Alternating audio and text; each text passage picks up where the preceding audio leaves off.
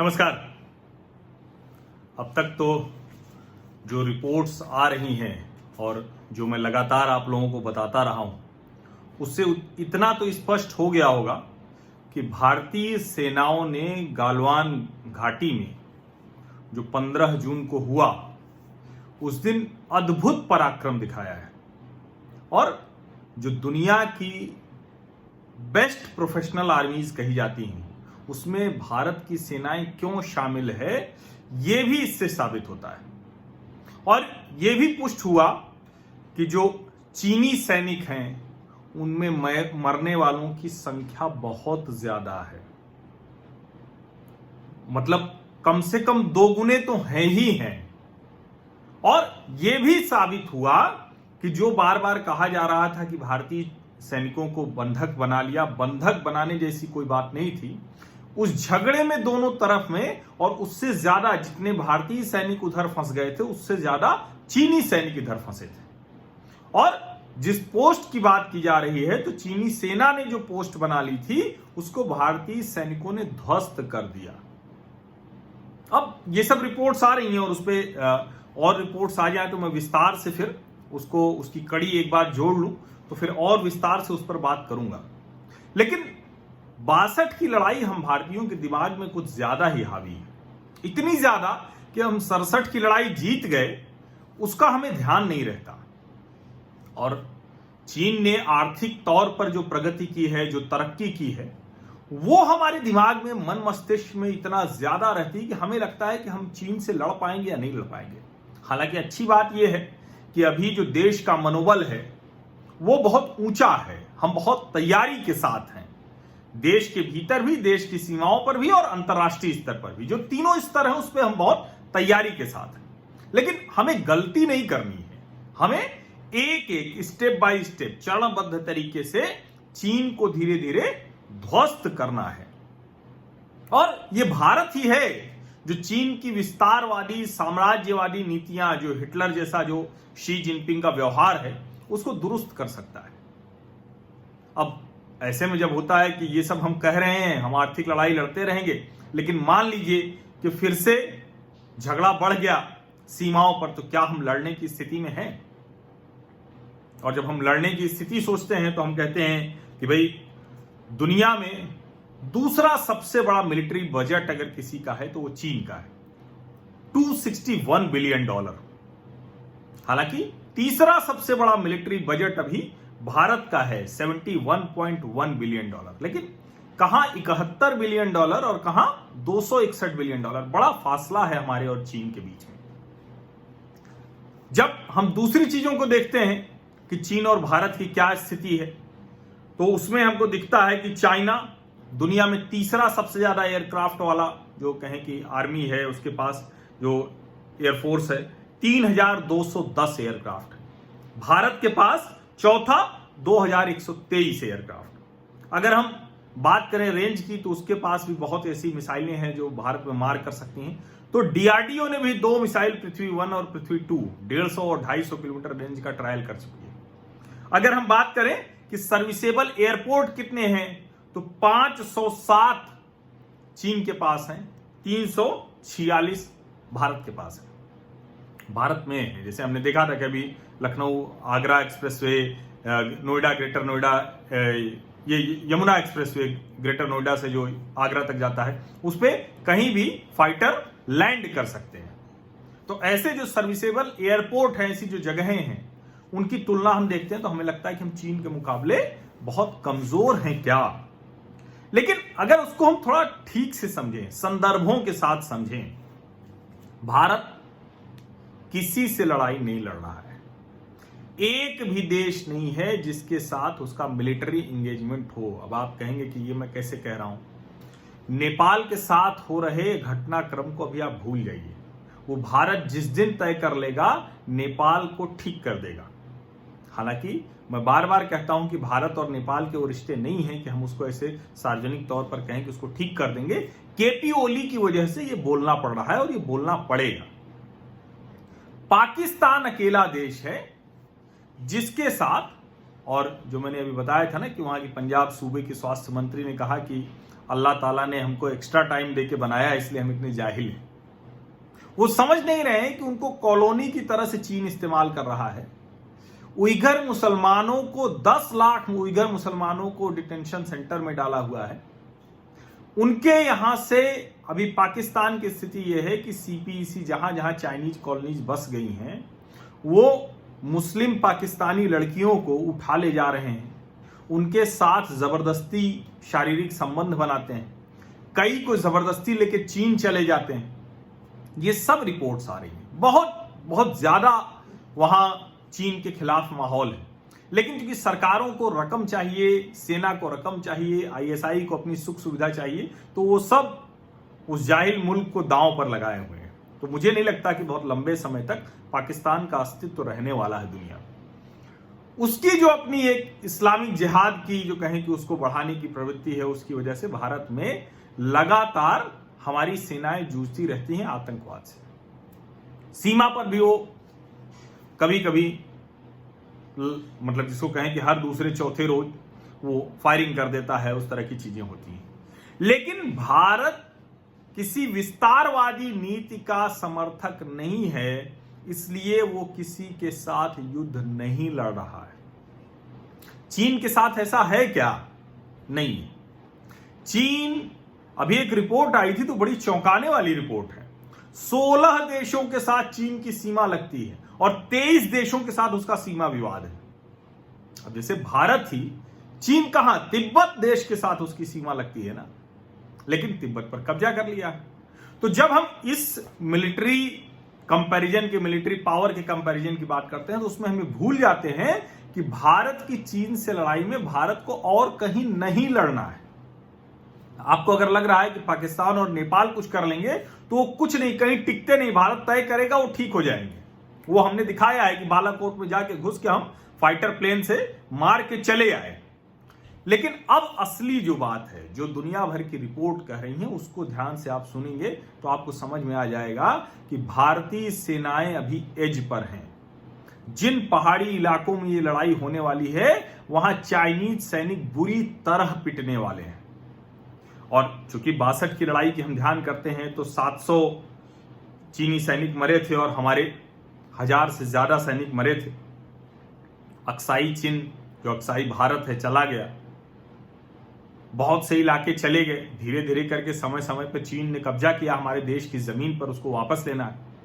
लेकिन ये सब हमारे दिमाग में ऐसे आया कि हम 6 दशक बाद भी आज समझते हैं कि चीन हम पे बहुत हावी हो सकता है। लेकिन मान लीजिए कि युद्ध हो जाए तो क्या होगा? The बेल्फर centre of Harvard Kennedy school of government, ये बोस्टन में है, इसकी रिपोर्ट मैं पढ़ रहा था, और centre for new American security in Washington, इनकी रिपोर्ट पढ़ रहा था। तो ये दोनों रिपोर्ट कह रही हैं कि अगर भारत और चीन के बीच में युद्ध हो गया तो भारत बहुत बेहतर स्थिति में है, 62 वाली स्थिति अब नहीं है। वो उस रिपोर्ट में जिक्र है कि 64 में चीन परमाणु क्षमता हासिल कर ले गया, 74 में भारत। उसके बाद फिर जब अटल बिहारी वाजपेयी, जॉर्ज फर्नांडीज और एपीजे कलाम की वो तस्वीर आपकी आती है पोखरण वाली, जो दोबारा किया बिना इसकी परवाह करते हुए, तो दोनों परमाणु शक्ति हैं। अगर परमाणु युद्ध हो गया तब तो फिर कोई किसी क्षमता उमता का मतलब नहीं है, विश्लेषण शून्य रह जाएगा। लेकिन उससे दोनों बचेंगे। अब अगर उसके अलावा अगर हम बात करें, तो जो Stockholm International Peace Research Institute बता रहा है वायुसेना के मामले में, और वो जब कहता है कि कैसे लड़ेंगे दोनों, तो भारत के पास 270 फाइटर प्लेन हैं, 68 ग्राउंड अटैक एयरक्राफ्ट हैं, और जो सबसे खूबसूरत बात है, सीमा के लगे लगे भारत ने छोटे छोटे एयरक्राफ्ट बेस तैयार कर लिए हैं। ये बहुत महत्वपूर्ण है। जब भारतीय वायुसेना के प्रमुख आरकेएस भदौरिया कहते हैं कि हमारी सेनाएं पूरी तरह से सक्षम हैं और हम जैसे इस लड़ाई अगर होगी तो वायुसेना पूरी तरह से सक्षम है, वो कह रहे हैं कि हम टैंक उठा के पहुंचाएंगे देंगे आधे घंटे में, ये कर देंगे, और उसके अलावा जो पूरा का पूरा छोटे एयरक्राफ्ट बेस हैं वो बहुत काम के आएंगे। वो लाभ चीन को नहीं है। वो स्ट्रेटेजिक पोजीशन उसके पास नहीं है। और एक तरह से कहें कि अभी ये जो लड़ाई चल रही है वो कई जगह पे उन स्ट्रेटेजिक पोजीशंस को हासिल करने की भी है। चीन के पास 157 फाइटर है और जो उनके जो एक कहें कि एयरफोर्स है उनकी पीपुल्स लिबरेशन आर्मी की, वो जो 8 एयर बेस हैं भारत और चीन की सीमा पर, उनकी जो लोकेशन है उसको इन स्टडीज में कहा गया है कि वो लड़ाई के लिहाज से उपयुक्त नहीं है। भारत से अगर लड़ाई होगी तो उसमें उनको इतनी आसानी नहीं होगी। चीन के पास J-10, J-11 और सुखोई 27, भारत के पास मिराज 200 और सुखोई 30 है। और भारत के जितने भी हैं ये all weather multi role aircraft हैं। और जब उसको आगे मैं पढ़ रहा था कि और कौन सी रिपोर्ट हैं, उन रिपोर्ट्स में एक बात और कही जा रही है कि भारतीय वायुसेना हो या आर्मी हो, वो लगातार पाकिस्तान से लड़ रहे हैं।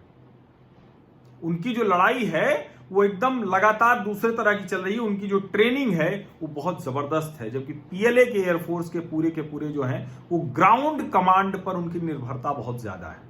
जबकि जो भारतीय वायुसेना के सिपाही हैं, सैनिक हैं, जो पायलट हैं, वो हवा में अपने हिसाब से पोजिशनिंग करने के लिए ज्यादा सक्षम हैं, ये रिपोर्ट बताती है।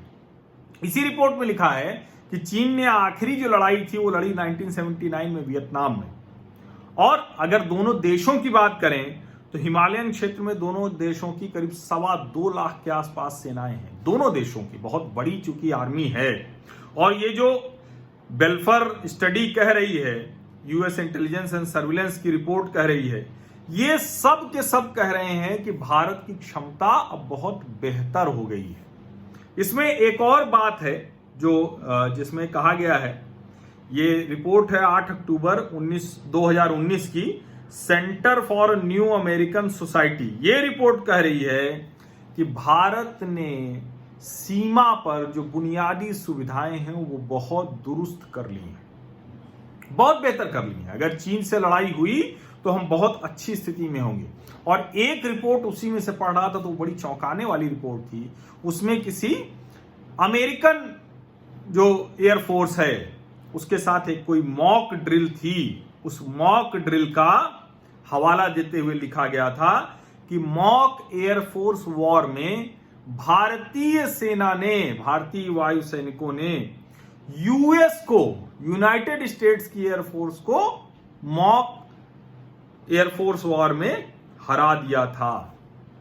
ये कभी होता नहीं है।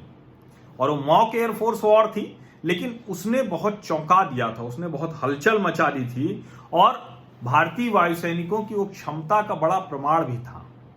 तो इसलिए अगर आपको कभी भी ये लगे, इस तरह की चीजें, खबरें, रिपोर्ट आती हैं और आपको लगे कि भारतीय सेनाएं, भारतीय वायुसेना, जल, थल, नभ, जो प्रधानमंत्री नरेंद्र मोदी ने कहा, हम तीनों में बहुत सक्षम हैं, बहुत सक्षम हैं, तो इसलिए उसकी चिंता आप छोड़ दें। बेवजह आप उसको लेकर अपना मनोबल न गिराएं। युद्ध कोई देश नहीं चाहता है, भारत तो कतई नहीं चाहता है। लेकिन आप यकीन मानिए कि नेपाल को तो हम जब चाहेंगे तब उसको उसकी सही स्थिति दिखा देंगे। अगर नेपाल अपने जो कहें कि हमारे उनके पुराने ऐतिहासिक रिश्ते हैं, सांस्कृतिक रिश्ते हैं, उसको भूलने लग रहा है तो वो तो उनको हम ध्यान दिला देंगे। चीन के साथ जो लड़ाई है उसमें साइकोलॉजिकल वॉर हम लोगों को ठीक से लड़नी है, प्रोपागेंडा वॉर ठीक से लड़नी है। जहां तक सीमा की बात है, सीमा पर भारतीय सेनाएं सक्षम हैं। ये दुनिया भर की स्टडी कर रही, दुनिया भर की रिपोर्ट कर रही। मैंने जितनी रिपोर्ट्स पढ़ी, इसीलिए मैंने सबका एक एक दो लाइन सिर्फ आपको बताया। मैं बार बार कहता हूं कि मैं रक्षा विशेषज्ञ नहीं हूं, लेकिन कोशिश करता हूं कि जो लोग रक्षा के मामले में विश्वसनीय लोग हैं, जो एजेंडा जर्नलिस्ट नहीं हो, एजेंडा करेस्पॉन्डेंट नहीं हो, और आप सब लोगों को इंडिया टुडे के करेस्पॉन्डेंट शिव अरूर की रिपोर्ट वो जरूर पढ़नी चाहिए। मैं उसको देखता हूं और कुछ रिपोर्ट्स में पढ़ लूं तो फिर सभी को लेकर एक अलग से बातचीत आप लोगों को बताऊंगा कि गलवान घाटी में भारतीय सेना ने किस तरह का पराक्रम दिखाया है, उनका शौर्य, उनका धैर्य। एक ही समय में जब वो पराक्रमी थे तो धैर्यवान भी थे और उन्होंने वो कर दिखाया है। और इसलिए जो वो पूरी की पूरी संरचना है, उस संरचना में भारतीय सीमा के अंदर अगर प्रधानमंत्री कह रहे हैं कि कोई कब्जा नहीं है, कोई पोस्ट नहीं है, तो उसका मतलब समझिए। और पैंगोंग त्सो लेक पर आ रहा है कि चीनी सेनाएं कई जगह फिर से टेंट बना रही हैं, टेंट बना के बैठ गई हैं। तो उन सब के बारे में मैं बार बार ये कहूंगा कि जो ये स्ट्रेटेजिक, जो डिफेंस स्ट्रेटेजिक रिपोर्टर्स हैं, इनकी रिपोर्ट्स बस ध्यान से पढ़िए।